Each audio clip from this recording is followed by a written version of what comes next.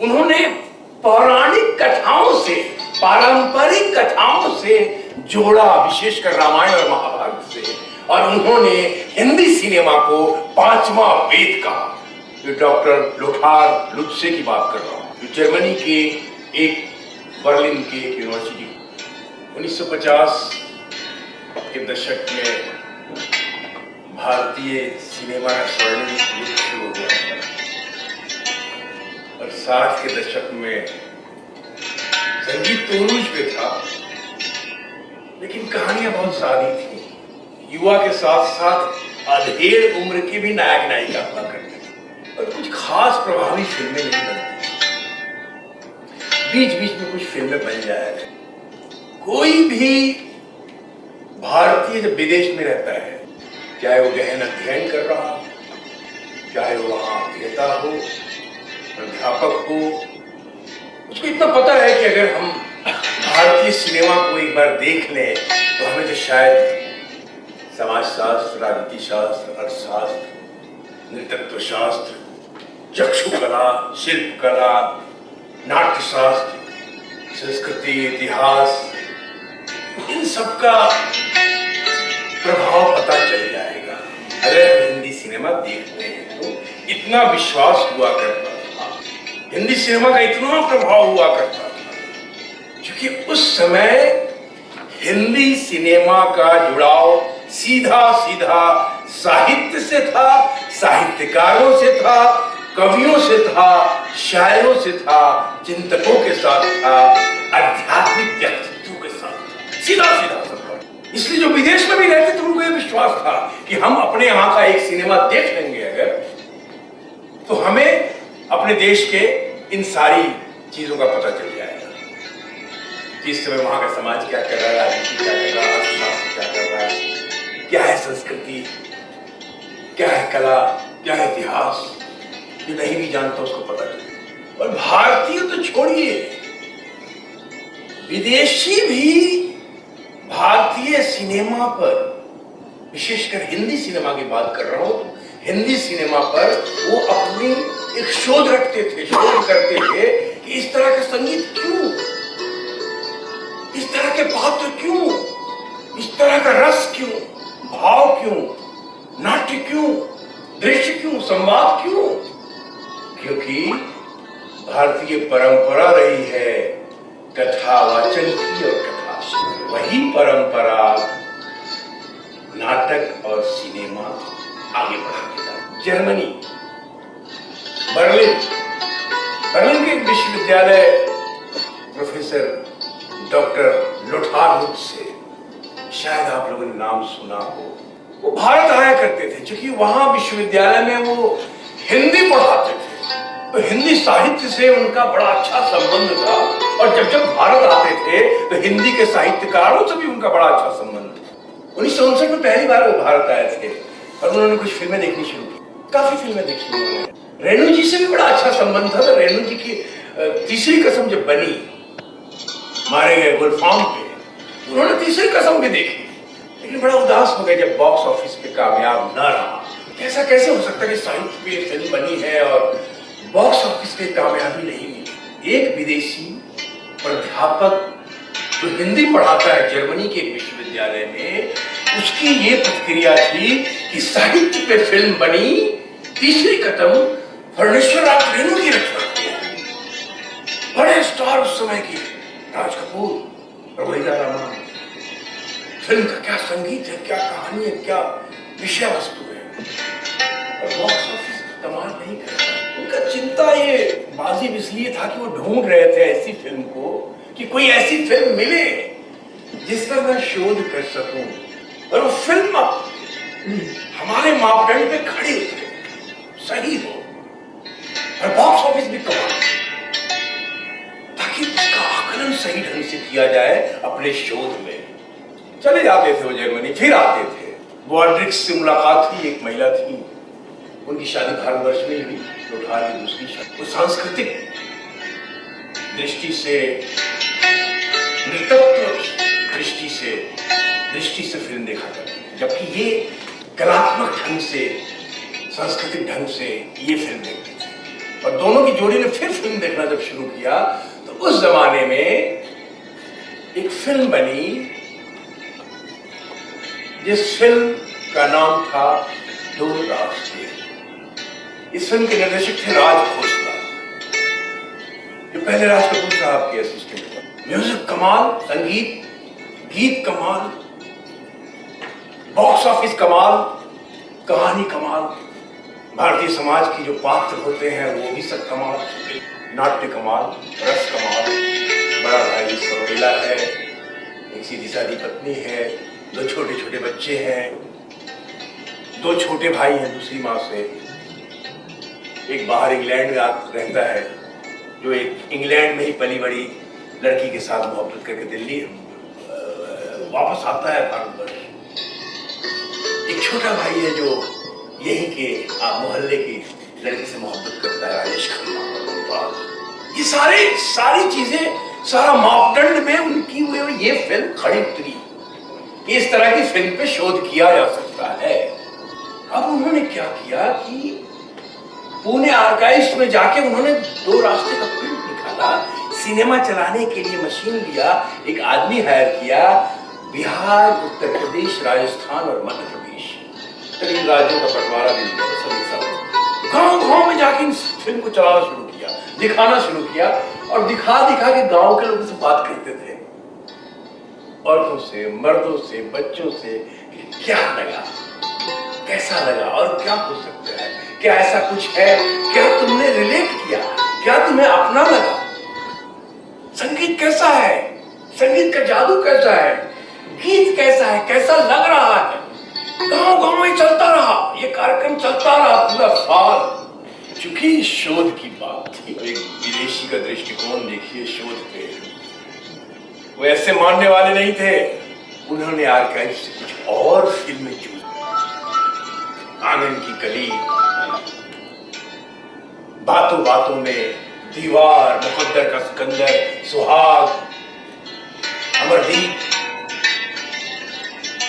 स्वर्ण नर्क, पति पत्नी और वो, इस तरह की फिल्मों को लिया उन्होंने, कुछ 8-10 फिल्मों को, और दो रास्ते में जो परिवार का ढांचा है उस तरह के परिवार को ढूंढा और उस तरह के परिवार को ये फिल्म दिखाए ले गए कि ये आप लोग देखिए, और उन्होंने उस फिल्म को दिखा के उनसे वो प्रतिक्रिया लेनी शुरू की कि ये क्या है, क्या क्या बातें हो रही है, क्या कह रहे हैं, इनको ये फिल्में क्या लग रही है, भारतीय समाज, भारतीय परिवार, भारतीय व्यक्ति क्या सोचता है अपने सिनेमा के बारे में, अपने चरित्र के बारे में, अपने चरित्रांकन के बारे में, अपने संवाद के बारे में, अपने संगीत, अपने गीत।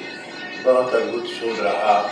1977 दीनमान के प्रधान संपादक तत्कालीन श्री अरविंद सहाय जी बहुत प्रेरित हुए और उन्होंने एक प्रश्नावली तैयार किया और 5 नवंबर का जो संस्करण था दीनमान का 1977 में, उसमें वो प्रकाशित किया गया प्रश्नावली को, और हिंदी भाषा भाषी प्रदेश से कुछ 200 उत्तर आए।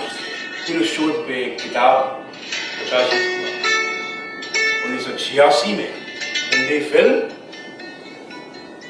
सांस्कृतिक परिवर्तन का वाहक और पुनर्वाहक, Hindi film agent and re agent of cultural change, दोनों भाषा। 1980 के प्रेस वार्ता में उन्होंने एक बात भी कही, भारतीय सिनेमा को उन्होंने पौराणिक कथाओं से, पारंपरिक कथाओं से जोड़ा, विशेषकर रामायण और महाभारत से, और उन्होंने हिंदी सिनेमा को 5वां वेद कहा। डॉक्टर लोथार लुत्से की बात कर रहा हूं, जर्मनी के एक बर्लिन के यूनिवर्सिटी, अंग्रेजी पत्रकारिता में हंगामा हो गया कि हो क्या गया, एक विदेशी इतना गंभीर प्रोफेसर, उसने हिंदी सिनेमा को 5वां वेद कह दिया।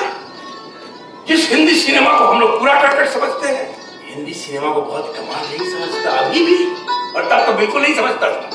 ये बात मैं सिर्फ नहीं कह रहा हूं, बहुत से लोगों ने कहा है, बहुत बड़े बड़े पत्रकारों ने कहा है। मैं शायद उन्हीं शब्दों को दोहरा ही रहा हूं, हड़कंप मच गया। और गंभीर बात की 5वां वेद कह दिया इन्होंने, कि 5वां वेद नाट्यशास्त्र को कहा जाता है। नाट्यशास्त्र, सिनेमा एक फिल्म का शोध इस तरह से, वो भी एक विदेशी दृष्टि में, दृष्टिकोण में नहीं। फर्क है दृष्टि और दृष्टिकोण में। विदेशी दृष्टि से भारतीय सिनेमा, हिंदी सिनेमा का शोध था वो, और उसके बाद आज तक ऐसा शोध नहीं हुआ हिंदी सिनेमा में। आज तक क्यों नहीं हुआ? वैसी अब फिल्में ही नहीं, सारी बातें देखकर आपको सब कुछ मिल जाए।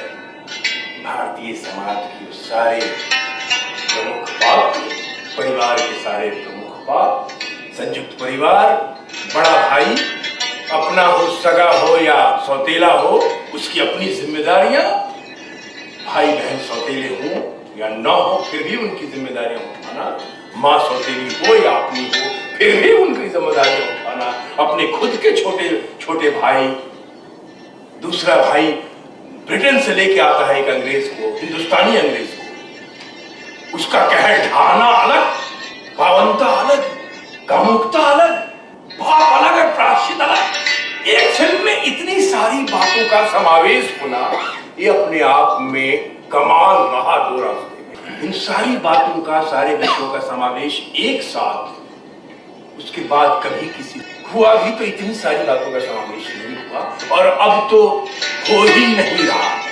अब तो परिवार के साथ पूरी फिल्म भी नहीं देख। आइए चलते हैं नाट्यशास्त्र की तरफ। एक कहानी सुनो। द्वापर युग, सतयुग जब खत्म हो गया और द्वापर युग शुरू हुआ, तो ब्रह्मा जी ने देखा द्वापर युग में थोड़ा कोलाहल हो तो रहा है, आगे का क्या कार्यक्रम कुछ सोचना पड़ेगा। मनुष्य जो हमें बनाया बड़ा भौतिक मस्तिष्क से इनकी, और इनकी जनसंख्या बढ़ती जा रही है, और त्रेता में तो कुछ और कांड कर देंगे ये। अगर इनका मस्तिष्क जो है पूरी तरह से कुछ और ना सोचा तो खुरापात ही सोचते रहेंगे। खैर, तब इतनी जनसंख्या नहीं थी जितनी आज है, 7.5 पौने 8 करोड़। ब्रह्मा जी ने भरत मुनि से कहा कि त्रेता आ रहा है, कुछ समाज के लिए करना चाहिए। ये कहा क्या करेंगे, दिन भर चलो काम करेंगे, शाम को क्या करेंगे, इनका कुछ एंगेजमेंट रखो, नहीं तो ये सब जो है सो नशेड़ी गजड़ी हो जाएंगे, मारपीट करेंगे, पत्नियों को मारेंगे, गरीबों को सताएंगे। सो भरत मुनि ने नाट्यशास्त्र की रचना की, मनोरंजन किया जाए लोगों का। पहला नाटक जो था वो देवासुर संग्राम, लेकिन महिला की जो पात्र थी वो पुरुष ही करते थे। ब्रह्मा जी ने पूछा भरत मुनि से कैसा चल रहा है, सोचता नहीं क्या नाटक तुम्हारा चल रहा है, कैसा चल रहा है, बताओ अखिलेश कैसा नाटक चल रहा है तुम्हारा। तो ब्रह्मा जी ने भरत मुनि से पूछा कि कैसा चल रहा है तुम्हारा नाटक, कैसा हुआ? सब ठीक है, लेकिन महिलाओं का भाव तो पुरुष ही कर रहे हैं लोगों को। तो उन्होंने स्वर्ग की अप्सराओं को और गंधर्व लोक की गंधर्वों को उन्होंने कहा कि आप पृथ्वी पे जाएंगे सिर्फ नाटक करने, और नाटक करने जाएंगे, नाटक करेंगे, नाटक करेंगे। अच्छा, ये ऐसे हंस जैसे इन्होंने देखा हो।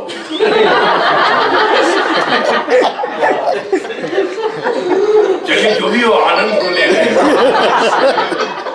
आवाज क्या देखिए, रसास्वादन बहुत आवश्यक है, किसी भी रूप में रस का स्वादन करना बहुत आवश्यक है। ऐसे ही बस आके बस तो ये शुरू हुआ, और उसके बाद परंपरागत रूप से नाटक का जन्म हुआ, विस्तार हुआ, नाटक चलता गया, धीरे धीरे उसका रंगमंच, रंग कर्म, रंगकर्मी, फलना डिमका, अंग्रेजी में थिएटर करते नाम अलग अलग पड़ता गया, और आज भारतवर्ष में एक आंदोलन की तरह नाटक चल रहा है। बीच में जब टेलीविजन आया था, बीच में जब टेलीविजन जब शुरू में आया था, जब हम लोग और ये जो है जिंदगी और फिर बुनियाद और फिर रामायण महाभारत, तो लोगों को लगा कि थिएटर में अब पब्लिक नहीं आ रही है नाटक। मैं स्वयं उस समय बहुत ज्यादा थिएटर में एक्टिव था, हमारा पृथ्वी थिएटर अब जम ही रहा था। हिंदी नाटक का मुंबई में उस तरह से वर्चस्व नहीं, और नाटक करते थे हम लोग, कुछ लोग आते थे। ऐसा लगने लगा कि अब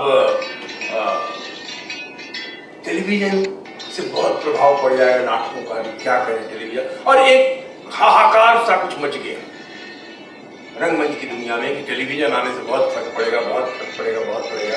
और ऐसा हुआ कि दर्शक टेलीविजन से उब गए और नाटक में जो विषय होता है, जो विषय वस्तु होता है, जो अभिनय होता है, वो इतना जीवंत होता है कि आप तुरंत कनेक्ट कर, उसी वक्त कनेक्ट करते हैं कि कमाल हो रहा है। और अगर उस भाव का, उस रस का जिस क्षण एक्टर ऐसा स्वादन करता है, पहले एक्टर करता है, पहले रस का जो रस की निष्पत्ति हुई उसके भाव द्वारा, एक्टर उस रस का रसास्वादन पहले करता है, और जैसे वो करता है वैसे ही उसका संचार दर्शक तक होता है, और दर्शक भी उस रस का रसास्वादन करता है, और दर्शक की हाथ उठ जाती है। तालियां, अगर तालियां बज गई तो आप समझ लीजिए रस की निष्पत्ति हुई इस खंड में, इस नाटक में, इस विषय वस्तु में, इस संवाद में, इस भाव में। नाटक को पॉलिटिकली भी बहुत इस्तेमाल किया गया है, राजनीतिक दृष्टि से। आजादी के वक्त नुक्कड़ नाटक का रूप जो था, इंडियन पीपुल्स थिएटर एसोसिएशन का जब जन्म हुआ 42-43 में, मैं खुद इंडियन पीपुल्स थिएटर एसोसिएशन से मुंबई से पिछले 35 सालों से जुड़ा हुआ हूँ। नुक्कड़ नाटकों से ही आरंभ हुआ, और अंग्रेजों के लिए एक आंदोलन जैसा उसका प्रयोग हुआ, बड़ा अद्भुत रहा। और खैर टेलीविजन का कोई प्रभाव नहीं पड़ा, और नाटक वैसे ही चलता रहा। नाटक का ही तकनीकी जो विस्तार है वो सिनेमा है, सिर्फ, और कुछ फर्क नहीं है। नाटक का तकनीकी विस्तार जो है सिनेमा है, ये है कि आप जीवंत नहीं देखते। जैसा कि कल मैंने बताया था कि एक यथार्थ की मुलाकात दूसरे यथार्थ से। पुराने गाने आप सब सुनते हैं? पुराने गाने हैं? किसको किसको पुराने गाने पसंद है? सबको? नहीं, तो चार लोग तो हाथ ही नहीं उठा रहे। नहीं सुनते ना? नहीं सुनते हैं? वो साहब मैं तो मोबाइल की चैटिंग में गाते हैं। पुराने गानों में जो शायरी थी, जो कविताएं थी, और उन गानों के जो संगीत थे, हुआ। पुराने गानों का कार्यक्रम रखा जाता है आज भी, और हाउसफुल होता है। कल बात थी, कल ही से शुरू हुआ ना जड़ में पानी देना। अच्छा, मैं इस प्रोग्राम का नाम जड़ में पानी देना रखा हुआ है। बाद में मैं इस पे एप्लीकेशन दूंगा उपाध्याय जी को। वही सही है। प्राध्यापक क्या पढ़ाता है वो महत्वपूर्ण नहीं है, विद्यार्थियों तक वो पहुंचा कि नहीं पहुंचा वो महत्वपूर्ण। बहुत बड़े बड़े शब्द में बड़ी बड़ी चीजें बोल देना, प्राध्यापक ने बोल दिया और विद्यार्थियों को कुछ समझ में नहीं आया, तो वो पढ़ाई नहीं है। विद्यार्थियों के दिमाग में, मस्तिष्क में जब तक चीजें ना घुसे, वो सीख न जाए, तब तक उस जमाने में जो संगीत था, जो गीत था,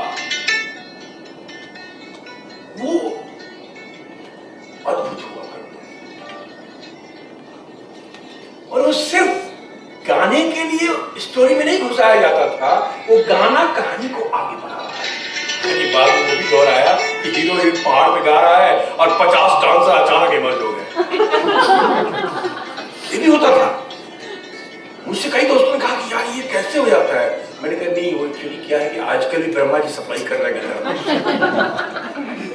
कि हम क्या सुन रहे हैं, हम क्या देख रहे हैं, वो भी आहार है, सिर्फ खाना खाना आहार नहीं।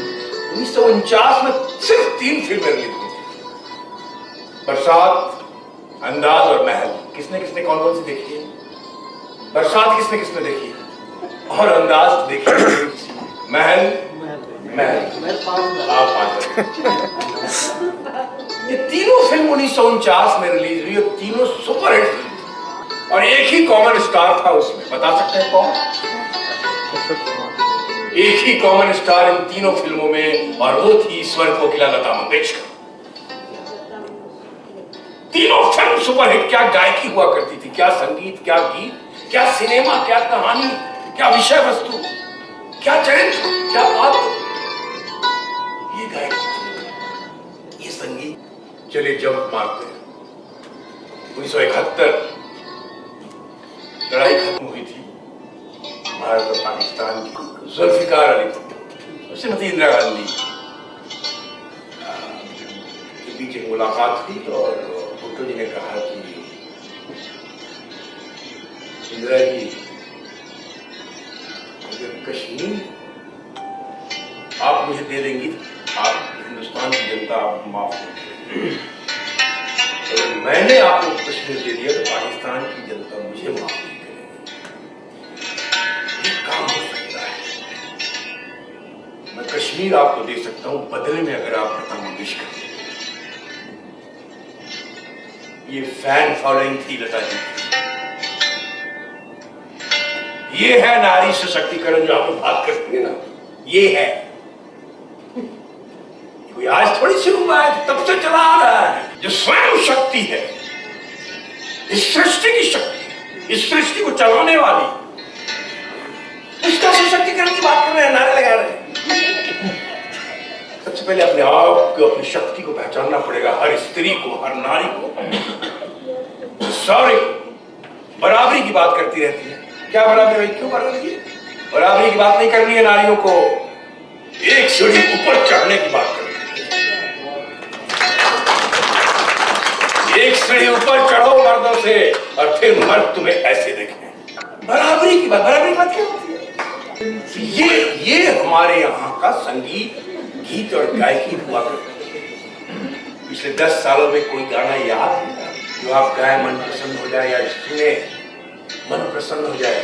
इस कान का, इसकी क्षमता है सुनने की 20 मेगाहर्ट्ज से लेके 20,000 मेगाहर्ट्ज के बीच। ये जो तरंगी है, तरंगे हैं, दुनिया है, वही सुन सकते हैं आप। न तो उससे कम की सुन सकते हैं, न उससे ऊपर की सुन सकते हैं। और आज म्यूजिक किस लेवल पे बज रहा है कि कान का ज्यादा फट जाए। आपको क्या लगता है, ये एंजाइटी, डिप्रेशन, स्ट्रेस, फलना ढिमका, बच्चों में जो बीमारियां हो रही हैं, सबसे ज्यादा ग्रसित इन्हीं से है। ये क्या हवाई जहाज से भर के उधर से आया है? नहीं, यही पैदा हुआ है। और उसका कारण है गलत म्यूजिक सुन। जब गलत चीज सुनेंगे आप, आपके मस्तिष्क में ऐसे ऐसे द्रव के स्त्राव होंगे कि आपका मस्तिष्क हिल जाएगा। मेमोरी लॉस क्यों? कुछ याद ही नहीं हो रहा, बच्चा पढ़ रहा है, याद ही नहीं हो रहा, गलत म्यूजिक सुन रहा है। Mummy just 1 hour after that I will read. अब 1 आवर वो सुन लिया, बाबा और उसके बाद वो पढ़ने बैठा।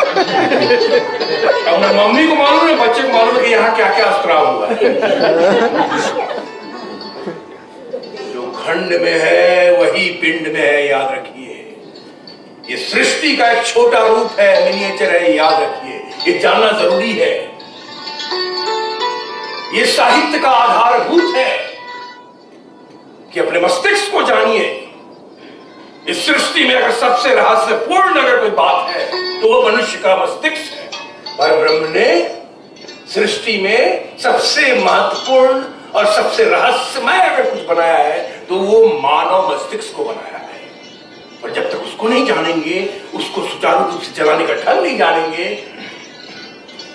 तो आप कुछ नहीं जान पाएंगे। उससे बड़ा साहित्य कुछ है ही नहीं। अपने शरीर के साहित्य को जानना जरूरी है। शरीर का साहित्य क्या है? कितने तत्व से बने बेटा? अच्छा आप बताइए कितने? सब कॉन्फिडेंट 5 नहीं, 5 संख्या बहुत शुभ है क्या? सांख्य दर्शन कहता है मनुष्य का शरीर 25 तत्वों से बना है। 25 तत्वों से। अब आप पूछेंगे 25 क्या क्या है? ये मैं साहित्य बता रहा हूं, आपको कुछ भी अलग बात नहीं बता रहा हूं। सबसे पहले आवश्यक है अपना शरीर का साहित्य जानिए, किताबी साहित्य बाद में जानिएगा।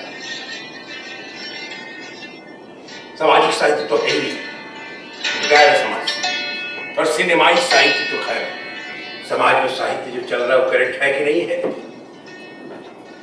आज जितना आचार विचार व्यवहार, जितना कुछ गड़बड़ हुआ है, टेलीविजन चैनल पे देखिए लोगों को चीखते और चिल्लाते हुए, देश के रहनुमाओं को बात करते हुए, ये साहित्य का अभाव ही है, अनभिज्ञता है, नहीं जानते आप।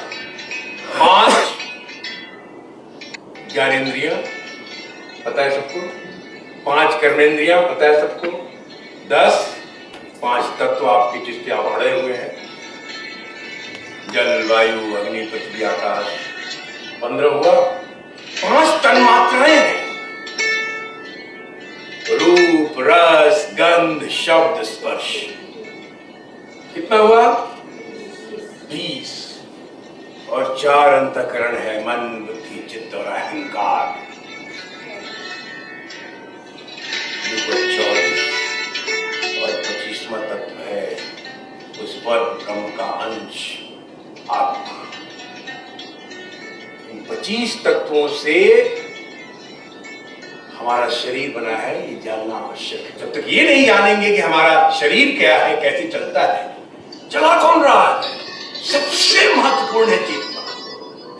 जो आपके शरीर को, जब से जन्म लिए चेतना ने चलाया नहीं इस शरीर को, उसको दबा दिया अहंकार ने। नीचे जा कुर्सी के ऊपर, कुर्सी में मैं बैठूंगा, अहंकार बैठ गया, अब वो रन कर रहा है। हर आदमी अहंकार है, मुझे बोला, मुझे देखा, अच्छा मैं ये खाऊं, अच्छा मैं वहां बैठूं, अच्छा अब मनुष्य इसी में लगा हुआ है, पूरा अहंकार जो यहाँ बैठ के कंट्रोल करता है, जहां चेतना को बोलती है। और उसके 2 प्यादे भी हैं, मन और बुद्धि, वो उसको और पुष्ट कर रहे हैं, पावर दे रहे हैं, लगा रहा तुम सही जा रहा तो अहंकार बहुत पुष्टि मिलती है, पावर मिलता है। और उसके 10 राजकुमार हैं, और 10 राजकुमार को एक रियासत मिली हुई है। 10 राजकुमार कौन कौन है? 5 ज्ञानेंद्रियां और 5 कर्मेंद्रियां, और 10 एक रियासत के मालिक हैं। वो अपने हिसाब से अपनी अपनी रियासत चला रहे हैं। एक आंख का मालिक है, वो आंख अपने हिसाब से चला रहा है, क्या देखूंगा नहीं, आज तो मैं नेटफ्लिक्स देखूंगा, मानो ना नहीं वो नया आया है वे, आज तो मैं फलना क्या है, और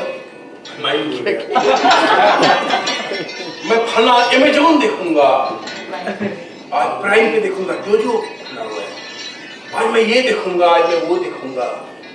संस्कृति के दस्तन है वह भाषा भूषा, आपकी भाषा से लोग आपको पहचानेंगे कि आप भारतीय हैं, आपकी भूषा से लोग पहचानेंगे कि आप भारतीय हैं, और आपके भोजन से लोग पहचानेंगे आप भारतीय, चाहे आप कहीं भी चले जाए। एक आदमी 2 भारतीय हैं, एक भारतीय बैठा हुआ है अपना दाल चावल लेके खाना खाने, नॉर्मल पैंट शर्ट में या धोती कुर्ता में या जैकेट में या ऐसे बैठा हुआ, और हिंदी बोल रहा है, पता चलेगा भारतीय है। अलग बात है ये पता ना चले कि किस स्टेट का। और एक भारतीय बैठा हुआ है दूसरी जगह, और अगर वो लड़की है स्कर्ट जींस में बैठी है और अंग्रेजी पनपन बोल रही है, अब पिज्जा खा रही है, पता ही नहीं चलेगा कौन सी कंट्री है। ये कॉम्प्लेक्शन से पता चलेगा एशियन कंट्री की है ये, लेकिन भारत की है या पाकिस्तान की है, बांग्लादेश की है, श्रीलंका की, तो इसमें बहुत ये मेन साहित्य है, ये आधार है, आधारभूत साहित्य है। साहित्य बहुत बड़ी चीज है, जब तक हम इन आधारभूत साहित्य को नहीं समझेंगे, हम धर्म को भी नहीं समझ सकते। ये याद रखिए, साहित्य ने धर्म को बहुत कुछ दिया, और जिस क्षण धर्म साहित्य से उसका सौंदर्य सामरस्य लेता है, उसी क्षण धर्म भी साहित्य को अपनी गरिमा और गहराई प्रदान करते हैं। और सिर्फ साहित्य ही के कारण संसार के जितने धर्म हैं, उन सभी धर्मों का जो आधारभूत तत्व है वो एक है। कहते नहीं सब धर्म एक ही बात कहते हैं, एक ही कहता है, फिर क्या है कि झगड़ा नहीं समझ पा रहे हैं। क्यों नहीं समझ पा रहे हैं? क्योंकि साहित्य नहीं जानते। साहित्य ही बताता है हर धर्मों का आधारभूत तत्व एक है। हमारा साहित्य ही गायब कर दिया गया। धर्म का जो वास्तविक साहित्य है उसको गायब कर दिया गया। सबने रहनुमाओं ने अपने अपने ढंग से अलग अलग धर्मों का अपना अलग अलग साहित्य का इंटरप्रिटेशन निकाला, अर्थ निकाला और उसी को अपने हिसाब से प्रोजेक्ट किया, आधे अधूरे। आज हर व्यक्ति सिर्फ अधिकारों की बात कर रहा है। याद रखिए, जब तक समाज में सांस्कृतिक साहित्यिक चेतना का जागरण नहीं होगा, तब तक इस लोकतंत्र में जो संविधान है ना, वो भी सिर्फ एक किताब नहीं बन मिलेगा। और हर हम और आप जो है सिर्फ अधिकारों की बात करते रहेंगे। सामाजिक सांस्कृतिक चेतना का जागरण होना बहुत जरूरी है। साहित्यिक चेतना का जागरण होना बहुत जरूरी है। उसके लिए जड़ में जाना पड़ेगा, जड़ में पानी देना पड़ेगा कि भाई शरीर का साहित्य क्या है, मस्तिष्क का साहित्य क्या है, चेतन मन क्या है, अवचेतन मन क्या है। हर बच्चे को जानना चाहिए। सिर्फ मेडिकल साइंस के लिए नहीं है, जीवन जीने के लिए हर बच्चे को चाहिए जाने हो कि चेतन मन क्या है, अवचेतन मन क्या है, चेतना क्या है। जब एक अणु दूसरे अणु से जोड़ते हैं, उसके जोड़ने के लिए जिस अणु के पास ज्यादा अणु है, जो धनाढ्य है, धनी है, तो उस गरीब एटम को अपना इलेक्ट्रॉन प्रदान करता है। और जैसे इलेक्ट्रॉन उस अणु को वो अणु देता है, वो दोनों एक दूसरे से जुड़ जाते हैं। ये क्रम चलता है अणुओं के जुड़ने का, आकार बनता है, ढांचा बनता है, पदार्थ बनता है। और इसी ढांचे के तो अणु क्या कर रहा है? दान ही तो कर रहा है, दान ही तो कर रहा है। और क्या कर रहा है? अब उस अणु का वो इलेक्ट्रॉन क्या है? वो है ब्रह्मनाथ। हम थोड़ा अध्यात्म तक चलते हैं। देखिए साहित्य कहां कहां घुमा रहा है आपको। अभी वैज्ञानिक ढंग से हमने आपको बताया, अब अध्यात्मिक ढंग से इसी चीज को ले जा रहा हूं कि वो जो अणु है उसमें जो इलेक्ट्रॉन है वो क्या है? वो है ब्रह्मनाथ। जो नाथ हमारे बीच भी विराजमान है, आपके बीच, आपके बीच, सबके शरीर के अंदर विराजमान है। वो नाथ हमारे फेफड़ों का भी है, हमारे नाभि का भी है, हमारे पेनक्रिया का भी है, हमारे गुर्दा का भी है, हमारे हृदय का भी है। पर विज्ञान ने इतना तरक्की कर दिया है कि ऐसे तो सुनाई देता नहीं, अब मशीनों द्वारा वो सुन सकते हैं आवाज।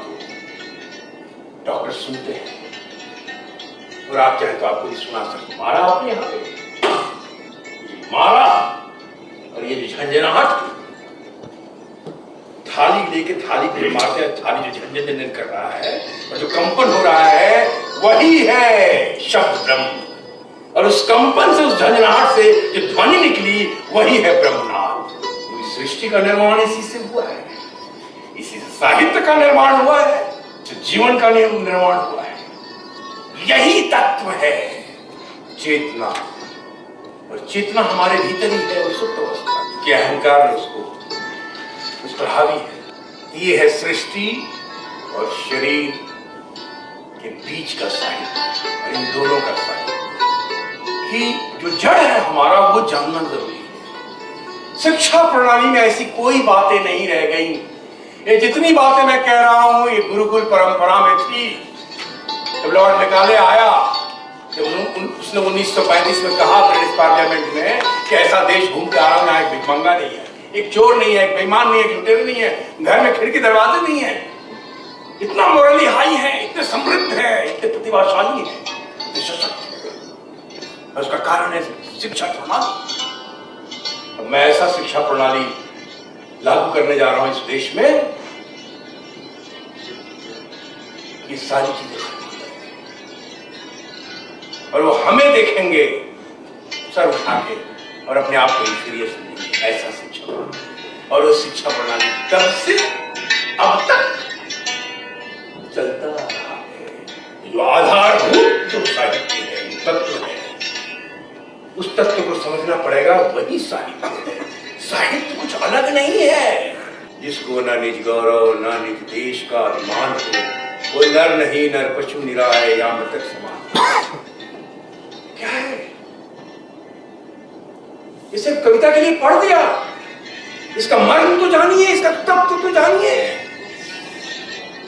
छीनता है स्वत्व कोई और तुम त्याग तब से काम लो, ये पाप है, पुण्य है, विच्छिन्न कर दो जो बढ़ाता तुम्हारी तरफ हाथ है। ये क्या है? हिमाचल तुंग सिंह से प्रबुद्ध शुद्ध भारती, स्वयं प्रभा समुज्ज्वला स्वतंत्रता पुकारती। ये क्या है? ये परिचय चिकने जलफी क्यों है? निगाह चश्मे समझा क्या है? जबकि तुझ में नहीं कोई मौजूद या इलाही, फिर ये हंगामा खुदा क्या है?